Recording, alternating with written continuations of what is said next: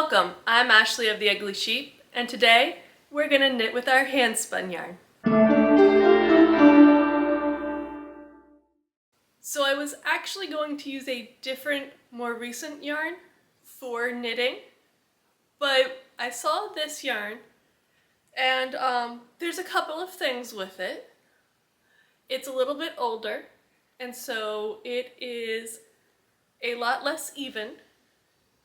And it is also a lot of colors that I don't personally enjoy. I know that's probably going to be highly controversial, but pink's not my color. It is pink because in the early days of spinning, I ordered a lot of mill ends so that I could get fiber inexpensively to learn to spin. And because of that, I have a lot of yarn in colors that I don't personally like. There's nothing wrong with it, and it's definitely usable, but I have a hard time using it. And so I thought it would be a great example of using your handspun and coming up with ways to use it, some of the pitfalls of using your handspun, especially if it's from some of the earlier days of spinning, where it is more lumpy and bumpy, it's not as structurally sound, and it probably is not necessarily colors that you would pick today. So let me get the Swift set up, and the first thing we have to do for any project when we are using our handspun is taking our skein and making it a ball. Before I scare anyone off about using their handspun, I do want to say most of the problems that I'm going to talk about in this entire video start to disappear when 1. You have spun longer and therefore are a more proficient spinner, and 2. Just get used to working with hand-spun yarns, because you do just have to take a couple of things into consideration when you're using them that you may not have to do for a lot of the commercial yarns you buy. The first thing I want to talk about is your yarn breaking while you are balling it up. If you've had some weakness in your yarn, especially as you were pulling it off of the bobbin or trying to ply it, that may carry over into your finished yarn. And sometimes even after it is plied, there are still some weak spots in your yarn. What I do to combat this depends on what I am using it for. For something like knitting or crocheting, where I'm weaving in ends anyway, I will simply tie that part together with a long enough tail to weave it in. If I am weaving and I notice there's a lot of breaking, I will make sure that I only use this yarn for weft, where I can kind of control how rough it is being handled and it doesn't get put under tension the same way the warp threads would be done. Another challenge that can come up is when you have your yarn in the skein before you go to ball it up and you're trying to determine what size your yarn is. I have a card that I have called a spinner's control card that kind of lets you lay the yarn down to tell you how many wraps per inch. And what I like to do is take that measurement from maybe 6 to 12 places in the yarn, depending on how much variation there looks to be, and averaging that number out. The only time that this has really not worked well for me is if I have really long sections of thick yarn and really long sections of thinner yarn. In this case, I usually break the yarn apart where I have two very distinct sizes for a long period of time and use them separately, or potentially alternate them so that it looks intentional. But for most yarns, if you are trying to be roughly the same ends per inch, if you are not having huge sections of variations, but it is a little bit variable throughout your yarn, I have found an average tends to be just fine when trying to figure out what size yarn you're actually working with. Another thing that is sometimes hard to get used to is working with colors you don't really love. And so when a lot of us start spinning, we get cheap fiber, and we often get with that colors that we don't like, and we haven't yet learned either how to break a braid apart to get some of those colors out so that we could maybe blend them with something else to make a color we do like, or learning to figure out which preparations have colors we do really enjoy together. Because a lot of that is just learning what that looks like as you spin. And so sometimes it's really hard to be like, I have a ton of this yarn and I don't love the color. One thing you can do is see if someone else wants to use it, because color is a very subjective and personal thing. Another thing that has helped me use some of the colors that I don't love is to test out a pattern. Do I understand the repeats and do a section of a pattern to make sure that I understand what's going on? Do I have someone in my life that would love these colors, that I could make them something with those colors?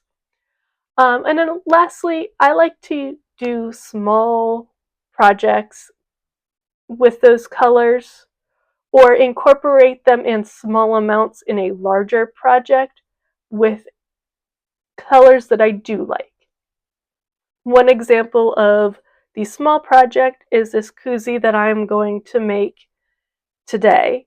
And it's a small project. It doesn't really matter what color it is. It's just to put my glass in it so that it doesn't leak all over my desk while I'm working.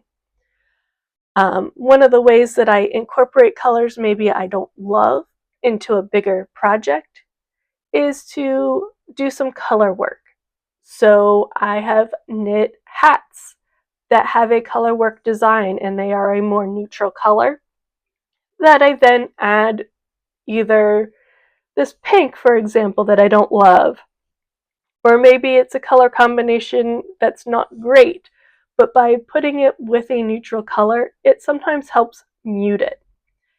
I also find that if I weave with a yarn, that color gets mixed in with the neutral and muted, so it changes the way I see it. Or when I'm knitting with it, if I use very small amounts of it so that you don't have big pools of the color work in one section, it helps do that same muting effect. And that is a great way to use yarn that you just don't love without having to get rid of it. And now that I am done balling up the yarn, it is time to get knitting. For this project, I'm actually going to knit in the round on double pointed needles. While I have definitely learned new techniques while spinning in the round on double-sided needles, if you haven't used them before, this is probably not the method I would suggest with using double-sided needles. I, however, have actually knit quite a bit now with my handspun yarn, and so even though this is an older yarn that is not as well spun, I am fairly comfortable with the process, and so it's not a big deal for me. The other part I want to note is this yarn held together wonderfully while I was balling it up into the ball from the skein. So I didn't have to worry about some of the breakage issues of it stretching around the corner if I pulled too tight. And you will see that I do that a little bit initially, and you can see it in my finished item when I show you where I stopped pulling as tight because I was afraid it was going to break. But while we're on the topic of breakage, one of the things that you need to worry about is you've gotten your ball of yarn all ready to go, and as you're knitting, it breaks.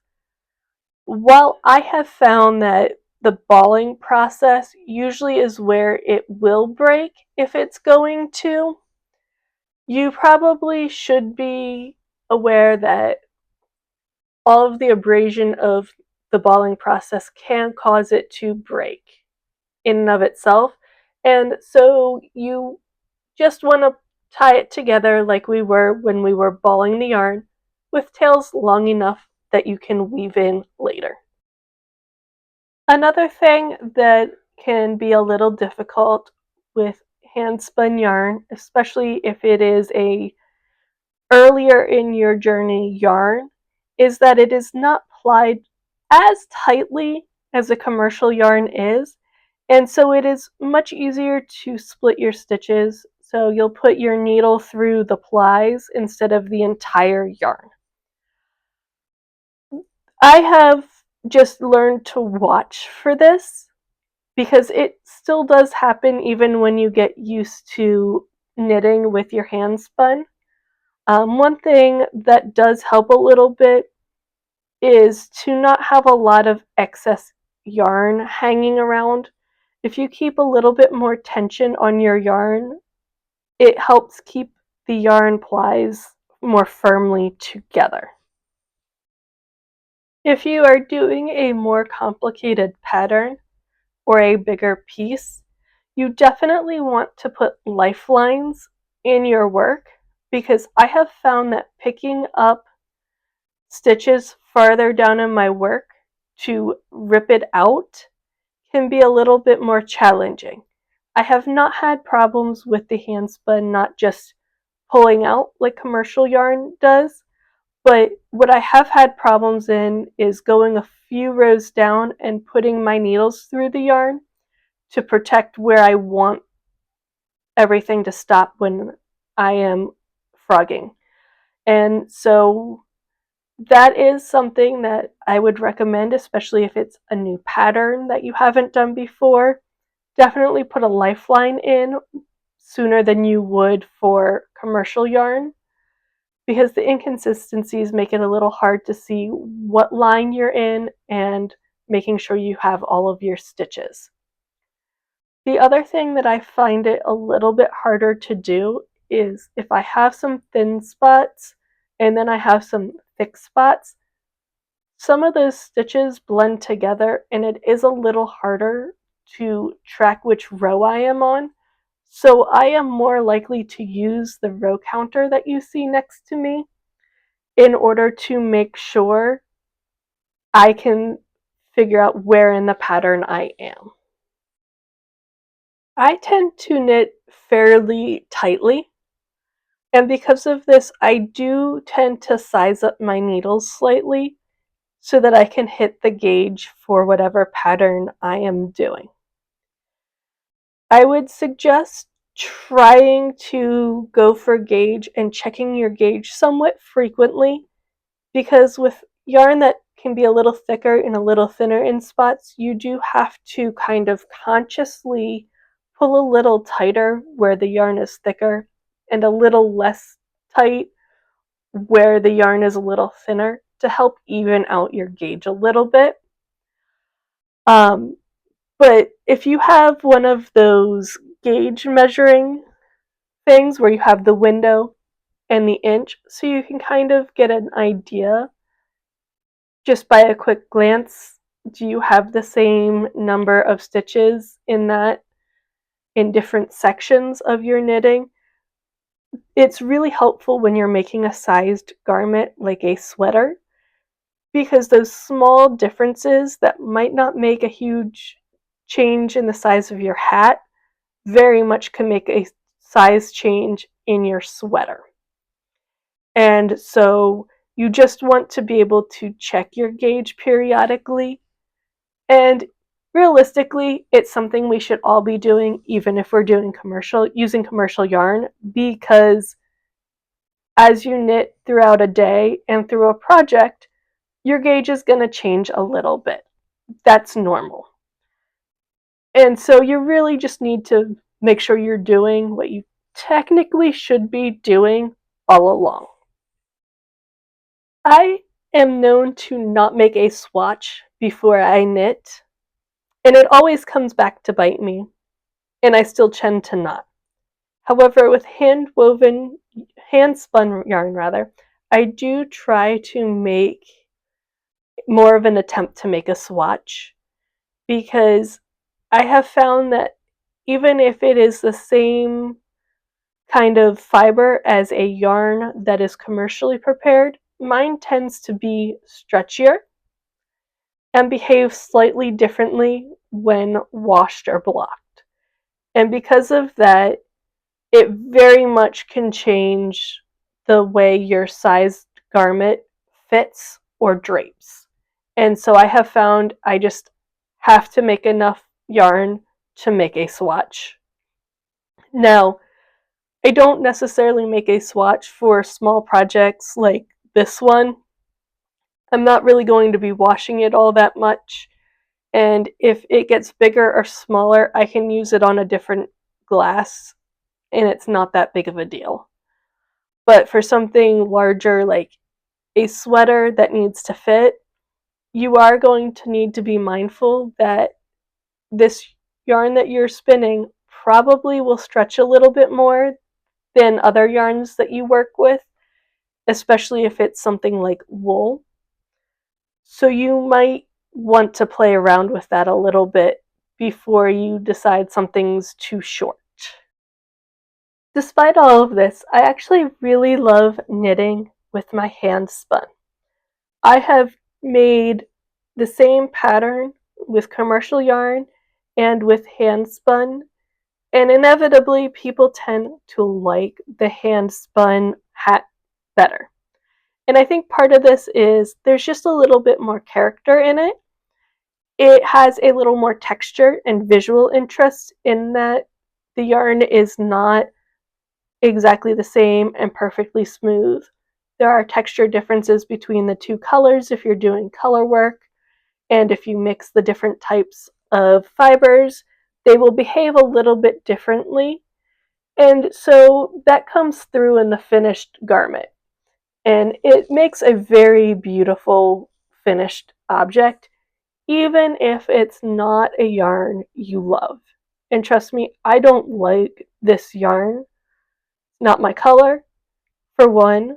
And two, I had done a lot of experimenting in trying to figure out how to put add-ins in so that they weren't hugely globular. So initially, they were hugely globular in my yarn.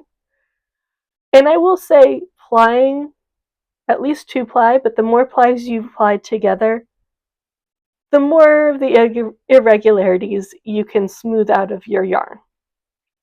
But that being said, it always creates a very unique and visually pleasing object when I use my hand spun in my knitted work. If you look closely, you can see that some of the thicker parts of the yarn definitely are bunched up here, and they're not bunched up at the top. But overall, as this is on the cup and stretched out, you can't really see all of the weird lumps and bumps and size differences from the hand spun yarn. So as long as there's not something that is supposed to be very close fitting, a lot of times the changes in yarn thickness even out over the whole item, as long as you don't have huge sections that are one size and then huge sections that are a different size. But if it's just the normal small variations as you are spinning, they tend to work themselves out. And this is a 2-ply, but I had been doing all sorts of weird things with the 1-ply, learning to put like different additions in and the like. If it weren't for that, this probably wouldn't have a lot of the lumps and bumps that it has in it. And if you're really concerned, start with something that size doesn't matter as much. Something like a scarf, or like this, a koozie, some things like that that are smaller or have a wide range of will fit. Hats can also work for this, especially if they're done in a rib knit pattern that they stretch a lot, because then those variations aren't as a problem for the fit of the garment. But let me know what you're going to make with your hand spun below, and while you're down there, don't forget to like and subscribe, and I'll see you next time.